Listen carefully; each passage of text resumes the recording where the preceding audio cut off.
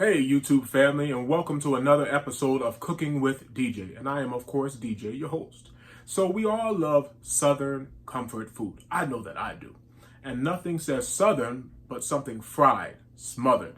So today we're going to do smothered ribs. Yes, smothered ribs. I know someone out there is probably wondering, where did he get smothered ribs from? If you've never had it, you must try it. I'm going to show you how to make those. We're also going to have some pan-fried string beans. Yeah, we're going to do those up really nice. And with some glazed carrots. And we will do, yes, we will do some baked macaroni and cheese. So we're going to have 4 things that I'm going to show you today. So sit back, get your seasoning cabinet open as I have mine open, and let's go ahead and see what DJ is going to be cooking today. Enjoy. And so here we have our fresh pork ribs. Doesn't look like much, but little becomes much when you place it in the hands of someone that can season food. So we're going to season this with a little bit of this, a little bit of that, and let's get started.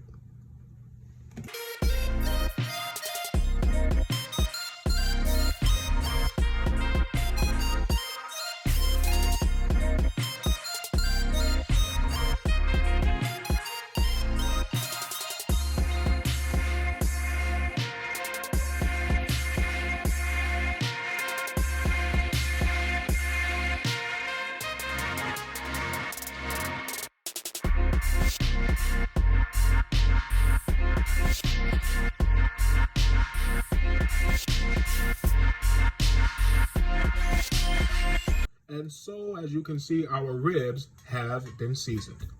I used a little bit of this, a little bit of that. I'm not going to tell you what the this and the that was because I can't give you all my secrets. Now, come on.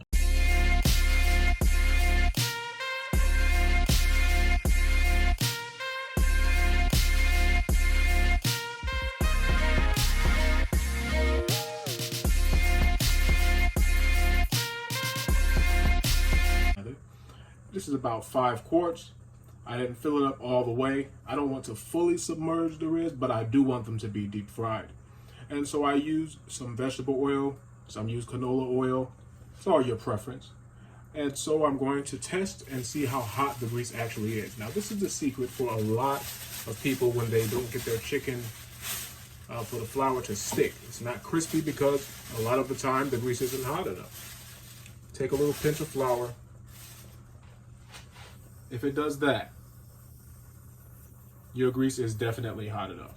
See that? It should almost disintegrate. So now we're going to drop a rib in there and let you see how it goes.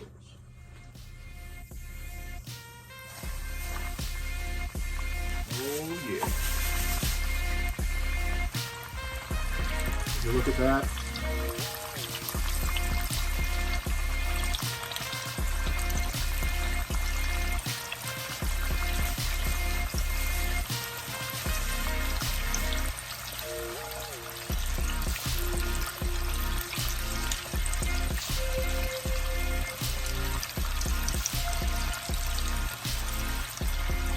So we'll let these fry until they're golden brown. And so there you have it. Our ribs are officially done. Look at that. Aren't they beautiful? Now, some people like to eat them fried just like this. But what I'm going to do today is I'm going to smother them. I'm going to saute some onions. I'm going to make a gravy. And we're going to smother these bad boys and we're going to enjoy this. Sit back and watch while we smother them.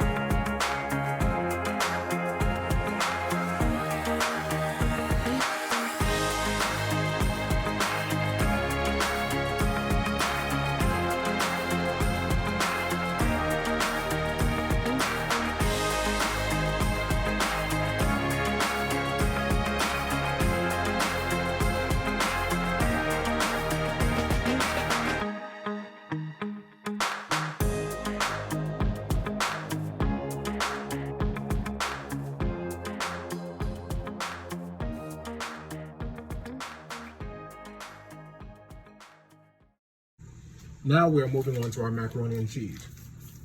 Here's your noodles. They have been boiled. I only use half a box because I'm not making it for a lot of people. And so I have the noodles here that were boiled with a little bit of salt. I like to season them with salt before actually mixing it all together. And so let's get started.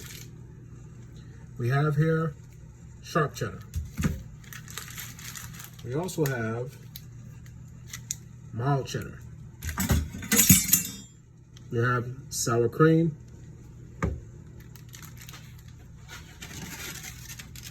We have eggs.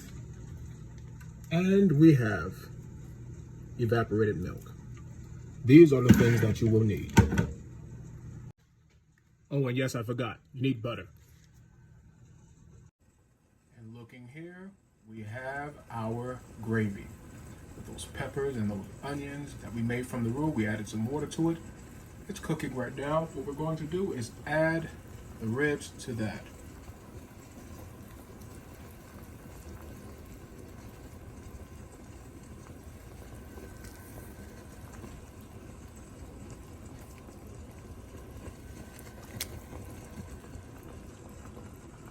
Cover these and let them cook for a while.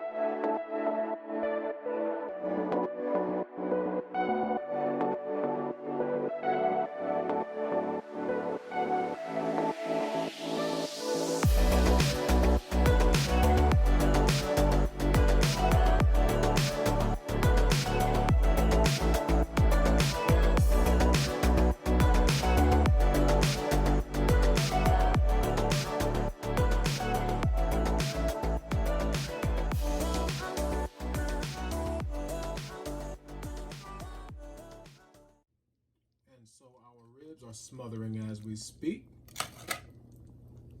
Oh yeah.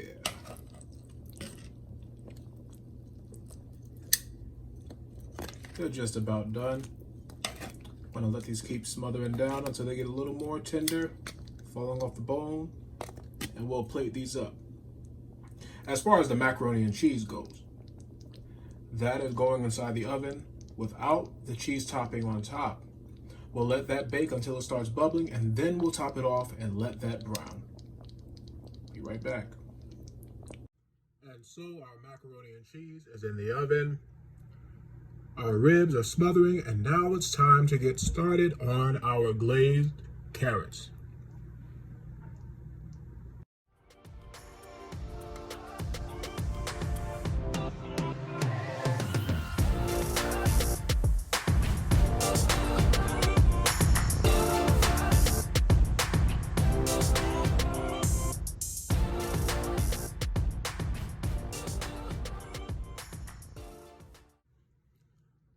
And so remember that half stick of butter that we didn't use? Not actually this same half stick, but it's a half stick of butter nonetheless. We're going to use that, and we are going to melt that inside of a pan, a skillet today, and we're going to add some sugar to that, and then we will dump our carrots into that and let the bad babies rip. Let's go. So as you can see, our butter has melted. We are now going to add a flat serving spoon of sugar. Yes, a serving spoon. That's what I'm going to do today. I'm going to mix that all in like so.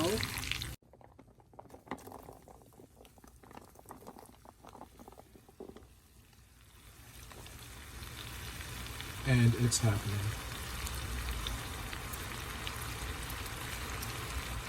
We're gonna let this cook until these are tender. Okay, so our smothered ribs are done. Macaroni and cheese in the oven. Our glazed carrots are cooking. And now, last but certainly not least, we are going to do our string beans. These are fresh, they're washed. What you will need, some minced garlic, sliced onion, and 2 thick cuts of bacon. Bacon makes everything better. And so now we're going to get started.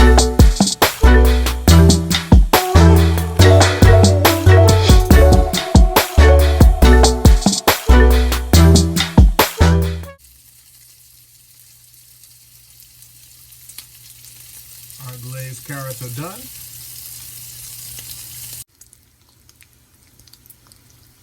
While our bacon is frying up rather nicely, let's throw in those onions, let them saute inside that good old bacon grease.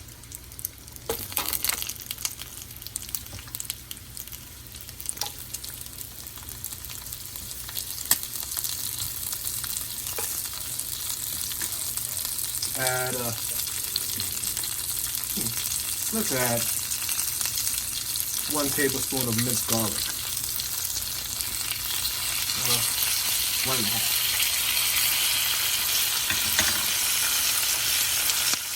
We're going to let that cook until the onions begin to soften or brown, and then we will add our string beans later.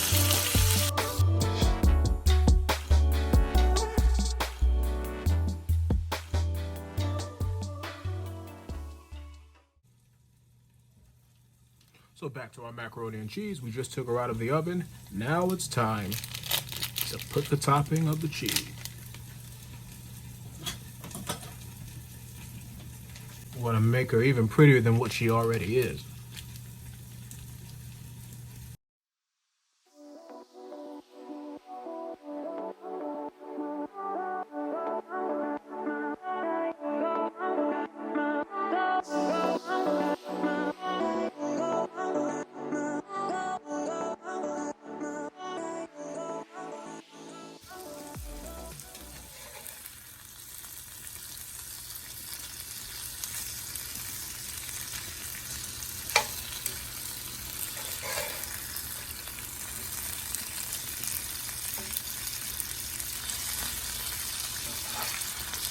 Ladies and gentlemen, just like that, our macaroni and cheese is officially done. Oh yeah. See those crunchy edges?